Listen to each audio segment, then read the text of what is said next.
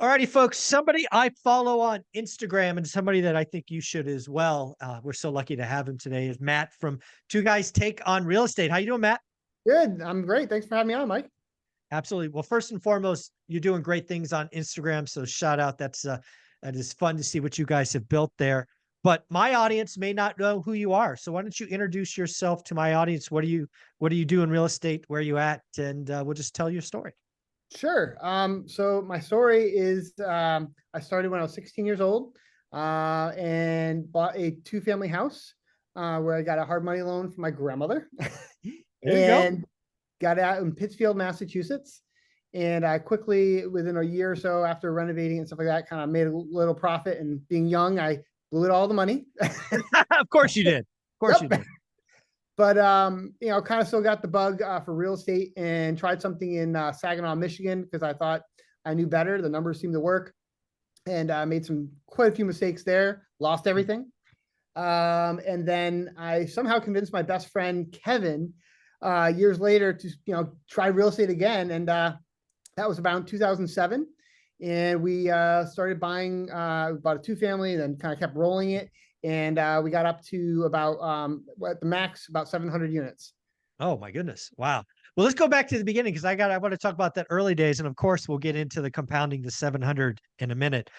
Um, 16 years old, Yes. 16. You 16. have the interest, the bug to buy a fixer upper duplex. Now were both sides rented or did you live in one unit or what happened there? Yep. So what it was a one side was a regular tenant and the other was kind of a boarding house. It was right next to a hospital, and so it was already all occupied and it was mismanaged. Needed a lot of deferred maintenance, and I was kind of handy. And my grandfather's a plumber, so growing up, I kind of learned a lot with him. And my dad owned a restaurant, so working hard was definitely in my blood. But I also knew that the way my dad was doing it was not for me. And so I wanted to figure out a different way. And I read Rich Dad Poor Dad like a lot of other people and got all excited about it. And I found that there was really no substance there. I didn't know what to, I'm like, oh, what do I do? I've had the same problem. Okay, great. I'm excited. Now what? Yeah, exactly. So I actually went and joined a RIA in Pittsfield and met some older gentlemen there that had maybe 10 or 20 units at the time. And I asked them, I'm like, hey, can I do some work for you? I just want to learn. And so I did some work for them, and kind of got to see what they were doing. And then I realized, all right, this is easy. I can do this. And went and bought a two-family house right next to the hospital because it seemed like I'd always have good tenants, and nurses and stuff like that. And flipped it, a little over a year and a half later after doing some renovations, made a nice $30,000 profit. And that, at that time I was over 17. That was a lot of money for me. Yeah. And I quickly bought a car. I got, and just everything stupid. Well, I want to talk about your grandma, right? Because again, your grandma was your first funding source, which is pretty awesome. I mean, how did that, maybe the conversation is, hey, I need some help. She gives it to you. Maybe she asked for a business plan. I'm just curious how that conversation was when, grandma stepped up and was your lender. So, so basically what it was she had, been around, seeing my entrepreneurial spirit. I had also done this thing in my restaurant with my dad, to pay for college. I did this thing called Spa, which I bought PlayStation arcade, PlayStations and games. Sure. And I rented it out because my dad's restaurant was next to college students. So she saw my entrepreneurial spirit in general. Okay. And so I'd actually made some money. So I had I had most of the deposit down, but I needed a little bit more. But being 16, I couldn't sign for a loan. Yeah, so exactly. You couldn't sign a contract. To be on the dotted line. Right. And so I made an agreement with her to pay her, her money back plus a certain, interest on that. Yeah. And she was like, okay, she was down and, she understood what I was doing, and she had, everything was in her name, so she knew she was protected. Right. Of course. But we had basically a side agreement, that we signed together. Yeah, his grandma was taking care of her grandson. Pretty awesome. All right, so you get that. It works out. You're now 17. At some point, you turn your sights on a new market where I like to say the Excel math looks great, but the reality wasn't so much. So let's talk about that experience because there are so many people, as you know, Matt, that get excited by real estate. They think it doesn't work where they live. They go somewhere where the Excel math looks great, and then they lose their ass. So let's tell that story in a couple minutes. Sure. Okay. So yeah, so that was the thing. I was looking at properties in my area. This is in the Berkshires, and none of the numbers seemed to pan out. I mean, Pittsfield was great, but it was a tough market. There's mostly CD class property, and I'm like, there's got to be a better way. And the returns, I just wanted to hit high returns. I mean, who doesn't want high cash flow? Yeah, of course. And so there wasn't many like forums online or anything. So I was just kind of like pulling the data myself and trying to figure this out, calling people. And so for some reason, I found a 4-family in Saginaw, Michigan. And, I got the rent roll. I talked to the agent. Okay, the numbers seemed to work. And I was running all the expenses, talked to insurance agents. They all seemed to pan out really well. So then I flew out there, got myself a ticket. I met the agent. I walked around a couple other properties, and I'm like, this makes sense. He hooked me up with a property manager. And then shortly thereafter, I closed, and then it all went downhill because the property manager was a small-time guy and was stealing money. He was collecting cash, and I didn't really have any controls in place to protect myself. So I was not getting money, but I was having to keep working to cover my mortgage. And so I fired him. And once again, doing this remotely because I'm from Massachusetts. So it's not like I could just go down there easily to manage it myself. I found a large property management company. All right, going big. And one of the big guys in the area. And then who just basically, I was a small wheel. They didn't really care to, put the time into it. And while it was about, I thought it was 50% vacant. I found out that the last person moved out. So I'm like, oh, cool, let's get the units turned over. What were we doing? I'm talking to the manager. And then like, oh, well, we had someone on site. It seems like we had a break-in. I'm like, okay. And everything was taken. The kitchen sink, the toilets, the furnaces, the plumbing, literally everything was stripped from the property. So I'm like, all right, I'll file an insurance claim. Well, the insurance company went and talked to my property management company, and they found out that it was vacant, 50% more vacant for over 3 months. So they said that violates your policy. You get $0. Wow. So I had this tough decision to make. And I basically deeded it back to the bank and said, foreclose on me. I can't afford this. I have no income. I can't fix the property up. And so I had to get a foreclosure on my record, which was tough. And I kind of, licked my wounds for a while, but still had that bug. I just knew there was a better way. And that's kind of what led into, 2007. Well, the story gets better from there.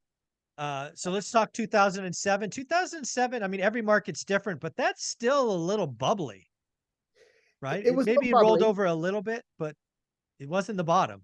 No, it was not. So I was looking still, once again, I was in now Amherst, Massachusetts. So not far from Springfield, but UMass. I was going to UMass.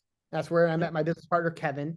And so I was looking at the stuff, the numbers, and things were starting to kind of come down, and, at stuff in Amherst, it didn't make sense. So you were looking at maybe, 4 or 5% cash on cash return. It just looked really risky. Right. And, these were still rough, and it was all college students. So they weren't exactly, being one myself, knew that they didn't take care of the place really well. And so I was looking into other tertiary markets like Springfield, and the numbers seemed to be better there. So I started. How far away was Springfield? Sorry, I'm geography challenged. Oh yeah, sure. It was about 25-minute away. Okay, so easy drive. Reasonable. It was no Michigan. Not jumping on airplanes. Got it. Yeah. So at the time, I was working for this one woman who, at some point, she laid me off in this time frame, and I said, "That's it. I'm going all in real estate." Okay. I had enough money saved to kind of, give me 6 months. I'm like, I'm going to figure this out, 6 months, and just going all in. And so this was probably late 2007, 2008. Kind of at that time, I'd been doing a lot of research, running all these numbers on all these different properties, understanding the different markets, meeting with different agents in the area, and finally found this one agent who was just rock star.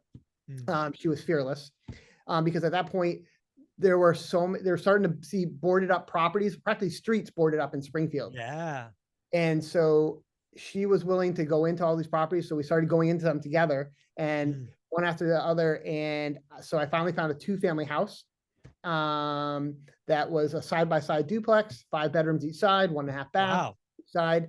And I put an offer in it. It was around $70,000, and it was boarded up. Got the offer accepted from the bank. It was an REO, and basically went in, started fixing it up myself. Like I said, I had lost my job, and I had convinced my business partner at the time, Kevin, right now, and my girlfriend at the time, to all put 5,000 in. So we had 15,000. I'm like, I'll start renovating everything, and basically we'll as before Burr was coined, we'll Burr it essentially. Yeah.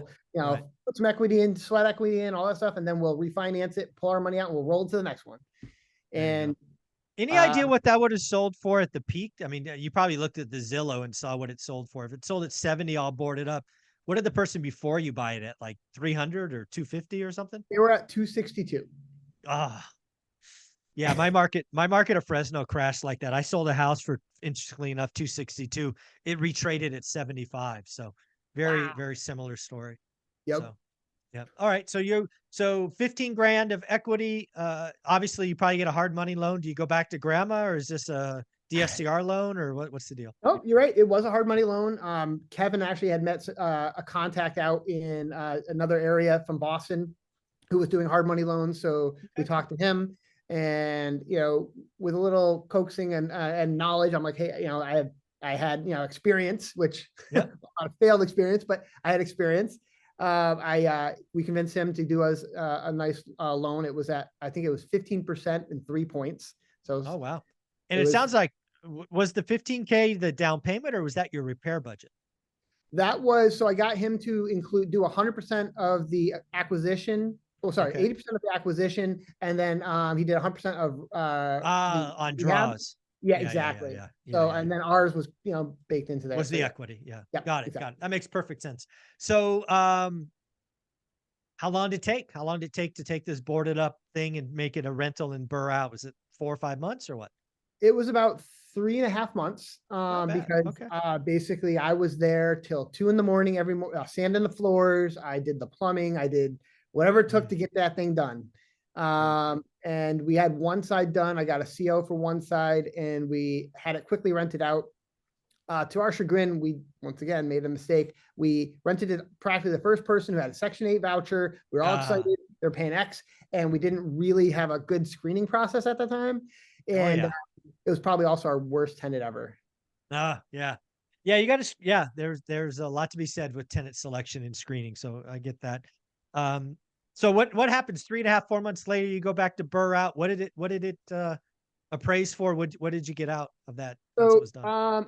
Remembering the exact numbers, but basically we did walk away with our initial capital back of 15 and an extra 30,000. So we had about 45,000 now in capital to roll into the next 2 deals. So we were able to go to, we did one on Loring and Massachusetts Ave. So that was the next 2 deals. So in order to go from a 2-family to a peak of 700 units, I'm guessing along the journey, you stopped doing the repairs yourself, because that would be a limiting factor. So what were some of the real big growth trajectories that really saw that jump from, a duplex to ultimately 700 units? So there's a couple things that happened. One of the time I was actually I had formed a adult gymnastics class at the time. That was my hobby. And while I was doing that, learning a backflip, there was another gentleman who had just sold a bunch of properties down in Mexico and had a large capital. And I'm just, I'm bubbly. I talk about what's going on in my life, and he was hearing me, and he's like, wow, it sounds like you know what you're doing. Sounds like, things are going well. He's like, I'm looking to invest with someone like yourself in this area. I just moved here. I, have some capital. So he, basically became a partner, and obviously had an infusion of capital that helped really snowball thing. Because now essentially what we were doing, this was back when, you could do, there were short sales like crazy. And I was looking at over 100 properties a week, and we were putting out offers on almost every 100 properties. And then we were seeing basically 10 come back, and we were picking up a couple from there. And then some of them, maybe would come back later on, because short sales could take, 6, 8 months, I'm sure, and so we'd, hear later on, all of a sudden, 5 more just popped and said yes. So. Yeah. one of the things you mentioned there, not enough people do is a lot of people get in this game and they're it's definitely a scarcity mindset, right? You try to keep everything to yourself. You called it a bubbly personality, but you got to tell everybody. I talk a lot about, especially if you're a full-time employee, getting a buy box, becoming, knowing your area, your footprint. But dude, tell everybody. You never know where deal flow will come from. 100%. Even to this day, I was just at, I was at a bank or whatever, and I mentioned one of the bankers. I'm like, just so you know, I just 1030, I got X funds 1031. If you hear about anything, I picked up another self storage that way, and Yes. I pick it might be picking up a medical office building that way. Yeah. You never know who doesn't knows what the deal is coming around the corner for you. So Yeah. So what other things have you learned growing your portfolio from just a little to a lot, both good or bad? What's some other lessons that you could share with someone who maybe hears your story and goes, I want to do some of that. well, one thing is, like you said, is not being understanding you can't do it all. That was a hard lesson for a while. That did definitely restrict us, is because I felt like I had to do everything and no one's going to do it better. Because so we had my partner Kevin, who handled tenant relations. Myself, I handled construction, acquisitions. I had the general contractor license, the kind of that kind of aspect, and then we had the partner we brought in.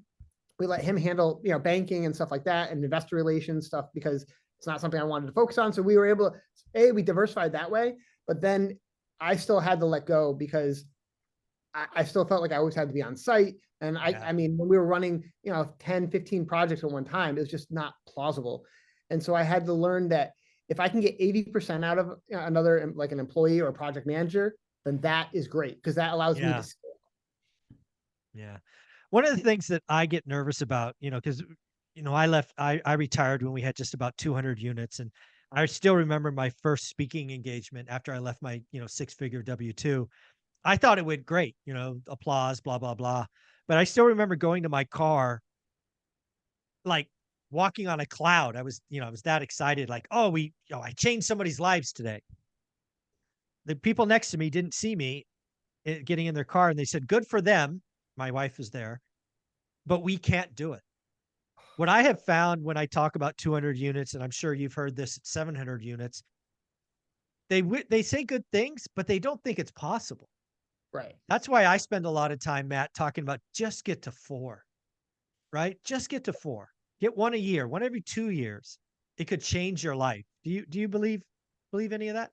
Oh, 100%. And I even think one of the best ways to start, honestly, is even with a house hack. I mean, Yeah. if you can, I mean, I even house hacked. I bought a property foreclosure auction, and I turned the basement into an Airbnb.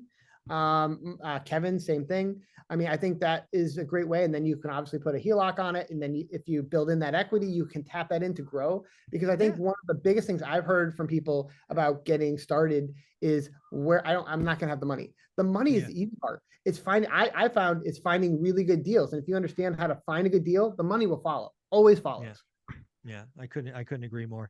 Obviously 2020, 2021 were wild years. A lot of my deals came off market. On market was tough. As we exit 2023, I think it's fair to say affordability sucks. We have high prices and relatively high rates. What are you looking at in your business for 2024? And then maybe advice for the newbies. What are you doing in your portfolio in 2024? So we're shifting a lot of our portfolio. So we've been liquidating some of our stuff that takes up more of our time, that produces less of our profit. So Hmm. typically in our C and D areas that we own, we just sold one of our 16 families. I've got a couple others and that we're selling this month and next month.